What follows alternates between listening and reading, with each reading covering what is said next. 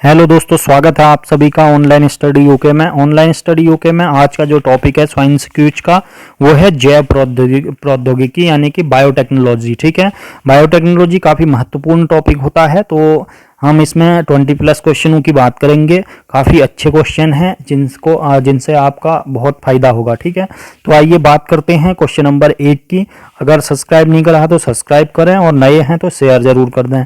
ठीक है, तो क्वेश्चन नंबर 1 है, डीएनए की निम्नलिखित में से किस विशिष्टता ने उसे पीढ़ी दर पीढ़ी आनुवांशिक सूचना संग्रह करने और प्रेषण करने के लिए अद्वितीय रूप से उपयुक्त बनाया है। ठीक है, क्वेश्चन नंबर 1 हो गया। और ऑप्शन है ए, दो रज्जुकों की पूरकता हो गया, बी हो गया द्विकुंडलिनी डबल हेलिक्स हो गया, और प्रति मोड़ क्षारक युग्मों की संख्या हो गया, डी हो गया ऑप्शन सकरा फास्फेट बैकबोन। ठीक है, इसमें से कौन सा आंसर सही है? ठीक है, जो डीएनए है उसे जो सूचना प्रदान करने प्रेषण करने के लिए अद्वितीय रूप बनाता है, कौन सा है इसमें से? यह है ऑप्शन नंबर ए आपका सही आंसर है, दो रज्जुकों की पूरकता। ठीक है, दो रज्जुकों की पूरकता। नेक्स्ट क्वेश्चन नंबर 2 है, अक्सर सुर्खियों में रहने वाले स्टेम कोशिकाएं, ठीक है, स्टेम कोशिकाओं के संदर्भ में निम्नलिखित में से कौन सा कथन सही है? ठीक है, स्टेम कोशिकाएं केवल, ठीक है, स्टेम कोशिकाएं केवल स्तनपायी जीवों में से प्राप्त की जा सकती हैं। स्टेम कोशिकाएं नई औषधियों को परखने के लिए प्रयोग की जा सकती हैं, और स्टेम कोशिकाएं थेरेपी के लिए प्रयोग की जा सकती हैं। ठीक है, इनमें से कौन सा आंसर सही है? आप कूट बताएंगे, एक और दो सही हैं या एक और दो तीन सही हैं, इनमें से कोई सही नहीं है, तो कौन सा सही है? 2 और 3 आपका आंसर सही है। ठीक है, 2 और 3 आपका सही आंसर है। ठीक है, 2 और 3 ऑप्शन नंबर बी आपका सही आंसर है। ठीक है, इसके बाद नेक्स्ट हो गया क्वेश्चन नंबर 3, आनुवांशिक अभियंत्रण यानी कि जेनेटिक इंजीनियरिंग। जो जेनेटिक इंजीनियरिंग के निम्नलिखित प्रभावों पर विचार कीजिए। नंबर 1 हो गया रोग प्रतिरोध, दो हो गया वृद्धिवर्धन, 3 हो गया जंतु क्लोनिंग, और 4 हो गया मानव क्लोनिंग। उपयुक्त में से जो कुछ सफलता के साथ परीक्षित किए गए हैं वे हैं, ठीक है, वे कौन से हैं? जो कुछ सफलता के साथ प्रक्षेपित किए गए हैं वो कौन से हैं? ठीक है, तो ये 1, 2 और 3 है। ठीक है, आंसर आपका क्या है? 1, 2 और 3 है। ठीक है, रोग प्रतिरोध, जंतु क्लोनिंग और वृद्धिवर्धन। ठीक है, जेनेटिक इंजीनियरिंग के प्रभावों पर विचार कीजिए। ठीक है, इसके प्रभाव यह हैं। ठीक है, 1, 2, 3 ऑप्शन नंबर डी आपका सही आंसर है। इसके बाद क्वेश्चन नंबर 4 हो गया। क्वेश्चन नंबर 4 की बात करें तो विश्व स्तर के प्रोग्राम, ठीक है, विश्व स्तर के प्रोग्राम ह्यूमन जीनोम प्रोजेक्ट का संबंध है। ठीक है, ह्यूमन जीनोम प्रोजेक्ट का संबंध है जो ऑप्शन नंबर ए है मानव सुपर मानव के समाज की स्थापना, बी हो गया रंग भेद पर आधारित नस्लों की पहचान करने से, सी हो गया मानव नस्लों के आनुवांशिक सुधारों से, डी हो गया आपका मानव जीनों और उनके अनुक्रमों की पहचान और मानचित्रण से। ठीक है, तो आपका ऑप्शन नंबर कौन सा सही है? ऑप्शन नंबर डी आपका सही है। जो ह्यूमन जीनोम प्रोजेक्ट होता है उसका संबंध है मानव के जीनों और उनके अनुक्रमों की पहचान और मानचित्रण से। ठीक है, पहचान और मानचित्रण से मानव के जीनों के अनुक्रम और उनके जीन और उनके अनुक्रमों को पहचानने के लिए मानव जो ह्यूमन जीनोम प्रोजेक्ट लॉन्च किया गया है। ठीक है, इसके बाद नेक्स्ट है क्वेश्चन नंबर 5। क्वेश्चन नंबर 5 है, अति विवादास्पद भ्रूणीय स्टेम कोशिका, भ्रूणीय स्टेम कोशिका के विकल्प के रूप में कौन सा बायो एथिकल अविवादास्पद स्रोत है स्टेम कोशिका का? अस्थिमज्जा से व्युत्पन्न स्टेम कोशिकाएं, उल्बी तरल से व्युत्पन्न स्टेम कोशिकाएं, गर्भ का रुधिर हो गया, और शिशुओं का रुधिर। ठीक है, इसमें से आपका आंसर होगा ऑप्शन नंबर ए आपका आंसर होगा अस्थिमज्जा से व्युत्पन्न जो स्टेम कोशिकाएं होती हैं, ये आपका आंसर है। ठीक है, इसके बाद नेक्स्ट है क्वेश्चन नंबर 6, जो टर्मिनेटर तकनीक होती है, टर्मिनेटर तकनीक उसके द्वारा उत्पन्न निम्न में से किसकी जो बिकवारी के लिए है? ठीक है, किसकी बिकवारी के लिए है? ठीक है, ट्रांसजेनेटिक उपजाऊ बीज, जीन परिवर्तित पौधे, जेनेटिक रूप से अभियांत्रिक बीज जो दूसरी पीढ़ी में बाध्यग्रस्त हो। तो उपयुक्त सभी इसका आंसर है। ठीक है, उपयुक्त सभी इसका आंसर है। ऑप्शन नंबर डी आपका सही आंसर। इसके बाद एमनियोसेंटेसिस एक तरीका है जो बताता है भ्रूण के लिंग को, अमीनो एसिड के प्रकार को, प्रोटीन एवं अमीनो एसिड के अनुक्रम को, हार्मोन्स के प्रकार को। ठीक है, किसे बताता है?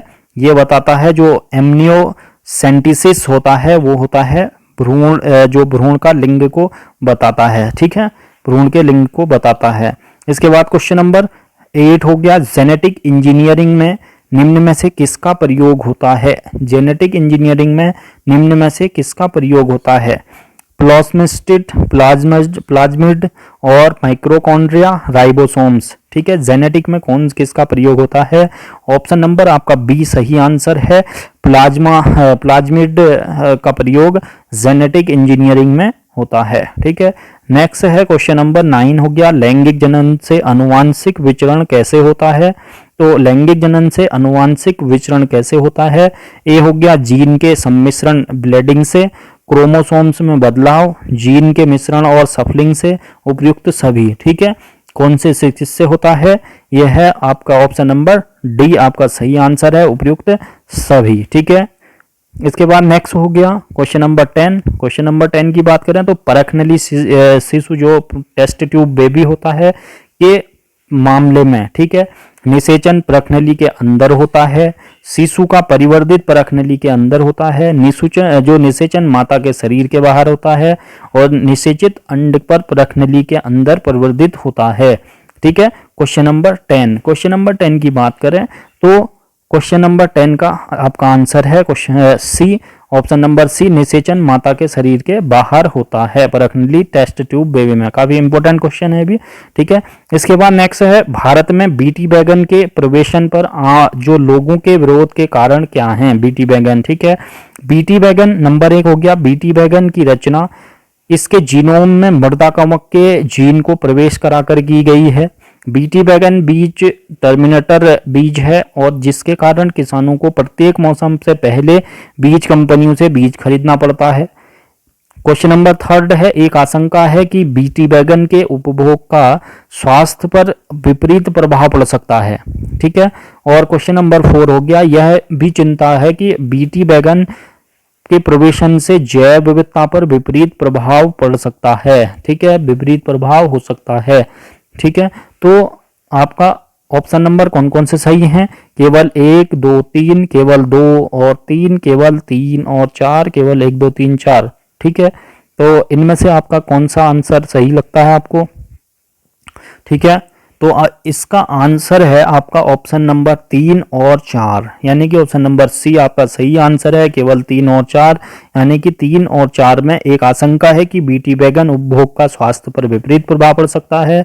और जो बीटी बैगन होता है, एक चिंता का विषय यह है कि उसके बारे में कि बैगन के प्रवेशन से जैव विविधता पर विपरीत प्रभाव हो सकता है। ठीक है, इसके बाद क्वेश्चन नंबर 12 की बात करें, कथन है ये, ठीक है, कथन ये है, गोल्डन राइस जैव प्रौद्योगिकी की एक ऐसी उपलब्धि है जो उपभोक्ताओं के लिए उतनी ही लाभप्रद है जितनी कि किसानों के लिए। ठीक है, गोल्डन राइस।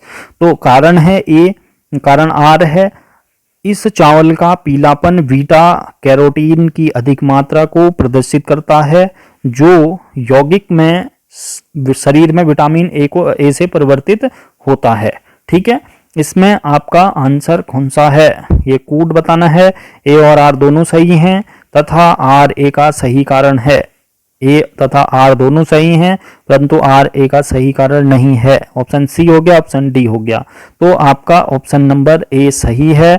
ठीक है, ए और आर दोनों सही हैं, आर ए का सही कारण है। ठीक है, इसके बाद नेक्स्ट हो गया क्वेश्चन नंबर 13। क्वेश्चन नंबर 13 की बात करें तो पीड़कों को प्रतिरोधक के अतिरिक्त वे कौन सी संभावनाएं हैं जिनके लिए आनुवांशिक रूप से रूपांतरित पादपों का निर्माण किया जाता है? ठीक है, सूखा सहन करने के लिए उन्हें सक्षम बनाना, उत्पाद में पोषकीय मान बढ़ाना, और थर्ड हो गया अंतरिक्ष यानों और अंतरिक्ष स्टेशनों में उन्हें उगने और प्रकाश संश्लेषण रोकने करने के लिए सक्षम बनाना, उनकी सेल्फ लाइफ बनाना, ठीक है, सेल्फ लाइफ बनाना उनकी। तो ऑप्शन नंबर कौन कौन से सही हैं आपके, ठीक है, निम्नलिखित में कूट में बताना है ये, केवल 1 और 2, केवल 3 और 4, केवल 1 2 3 1 2 4 और केवल 1 2 3 4 सभी, ठीक है।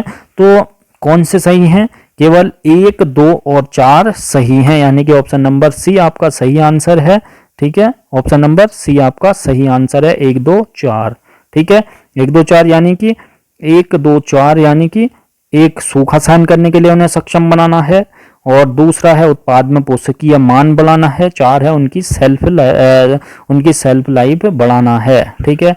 इसके बाद क्वेश्चन नंबर 14, यदि मानव वृद्धि हार्मोन जीन का प्रयोग करके ऐसा चूहा पैदा किया जाए जो चूहे के सामान्य आकार से 8 गुना बड़ा, तकनीकी का क्या इसे क्या कहेंगे, ठीक है, तो उसे 8 गुना बड़ा कर दिया जाए तो उस तकनीकी को क्या कहेंगे, ठीक है, इसे कहेंगे हम जेनेटिक इंजीनियरिंग, आनुवांशिक इंजीनियरिंग, ठीक है, आनुवांशिक तकनीकी कहेंगे हम इसे, ठीक है। इसके बाद नेक्स्ट हो गया question number 15, question number 15, DNA fingerprinting का प्रयोग किस निम्न क्षेत्रों में होता है, किस निम्न क्षेत्रों में होता है डीएनए प्रिंटिंग का प्रयोग, केवल न्यायालय छानबीन सहायक परीक्षणों में, केवल पैतृत्व विवाद में, केवल संकटापन्न प्राणियों के रक्षण में, उपयुक्त क्षेत्र सभी क्षेत्रों में।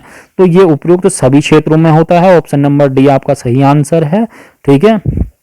इसके बाद क्वेश्चन नंबर 16, कौन ट्रांसजेनिक्स द्वारा नहीं पाया जा सकता है, कौन ट्रांसजेनिक्स द्वारा नहीं पाया जा सकता है, जैव निम्नीकरण प्लास्टिक का उत्पादन, खाने योग्य टीकों का उत्पादन, क्लोनीकृत जंतुओं का उत्पादन और ट्रांसजीनी फसलों का उत्पादन, ठीक है, कौन सा होता है, ये होता है क्लोनीकृत जंतुओं का ऑप्शन नंबर सी आपका सही आंसर है, ठीक है। इसके बाद नेक्स्ट है क्वेश्चन नंबर स्तंभ जो है कोशिका, जो स्तंभ कोशिका अनुसंधान क्षेत्र में नवीनतम विकास के संदर्भ में निम्नलिखित कथनों पर विचार कीजिए, बीजपुटी अवस्था पर भ्रूण मानव स्तंभ के कोशिकाओं का एकमात्र स्रोत है, दूसरा स्तंभ कोशिकाएं बीजपुटियों को नष्ट किए बिना प्राप्त की जा सकती हैं, और स्तंभ कोशिकाएं वस्तुतः अनंत काल तक स्वयं पात्रे संजीवित हो सकती हैं, और ऑप्शन 4 है भारतीय अनुसंधान केंद्रों के कुछ कोशिकाएं रेखाओं का सृजन जिन्हें कई प्रकार के ऊतकों से विकसित किया जा सकता है, इनमें से कौन कौन से कथन सही हैं, ठीक है। क्वेश्चन थोड़ा बड़ा है लेकिन काफी महत्वपूर्ण क्वेश्चन है, ठीक है। इसमें ऑप्शन चारों सही हैं, 1 2 3 4, ठीक है, इनमें से 1 2 3 4 सब सही है, ठीक है, आप देख सकते हैं। तो ऑप्शन नंबर ए आपका सही आंसर है, ठीक है। इसके बाद नेक्स्ट हो गया क्वेश्चन की बात करें, क्वेश्चन नंबर 18 है आरएनए और आरएनए इंटरफेरल आरएनए प्रौद्योगिकी के पिछले कुछ वर्षों में लोकप्रियता हासिल कर ली है क्योंकि यह जीन अभिव्यक्तिकरण, जीन साइक्लिनिंग और रोगोपचार के विकास में प्रयुक्त होता है। इसे कैंसर की चिकित्सा में रोगोपचार विकसित करने में प्रयुक्त किया जा सकता है। इसे हार्मोन प्रतिस्थापन रोगोपचार में विकसित करने हेतु प्रयुक्त किया जा सकता है। इसे ऐसे फसल उत्पादनों के उगाने के लिए प्रयुक्त किया जा सकता है जो विषाणु रोगजनकों के लिए प्रतिरोधी हो, ठीक है। तो आपका कौन सा कूट सही होगा, आपका कौन सा कूट सही होगा इसमें, ठीक है, आपका कौन सा कूट सही होगा, कूट है 1 2 और 4, आपका ऑप्शन नंबर ए सही है, ठीक है, 1 2 4 सही हैं, ठीक है। इसके बाद नेक्स्ट हो गया प्राय समाचारों में आने वाले CAS, ठीक है, CS9 प्रोटीन क्या है, CS9 प्रोटीन क्या है, ठीक है। तो लक्ष्य साधित जीन उत्पादन और टारगेट जीन एडिटिंग प्रयुक्त आणविक कैंची है C9A, ठीक है। तो ऑप्शन नंबर ए आपका सही आंसर है, ठीक है। इसके बाद नेक्स्ट हो गया क्वेश्चन नंबर 20, निम्नलिखित पर विचार कीजिए, ठीक है। भारतीय पेटेंट अधिनियम के अनुसार किसी बीज को बनाने की जैव प्रक्रिया को भारत में पेटेंट कराया जा सकता है। भारत में कोई बौद्धिक संपदा अपील बोर्ड नहीं है। पादप किस्में भारत में पेटेंट कराए जाने के पात्र नहीं हैं। उपयुक्त में से कौन सा कथन सही है? ठीक है, तो कौन सा सही है? केवल 1 और 3, केवल 2 और 3, केवल 3, केवल 1, 2 और 3। ठीक है, केवल 3 आपका ऑप्शन नंबर सी आपका राइट आंसर है, केवल 3। ठीक है, जो पादप किस्में भारत में पेटेंट कराए जाने के पात्र नहीं हैं, उपयुक्त में से ये कथन सही है। ठीक है, ऑप्शन नंबर 3। ठीक है, और वीडियो देखने के लिए धन्यवाद। वीडियो कैसी लगी ज़रूर बताएं और ज़्यादा से ज़्यादा शेयर करें और बने रहिए ऑनलाइन स्टडी यूके के साथ। रोज़ाना 6 बजे की टेस्ट सीरीज होती है और ज़्यादा से ज़्यादा क्वेश्चन कराए जाएंगे। ठीक है, थैंक यू फॉर वॉचिंग।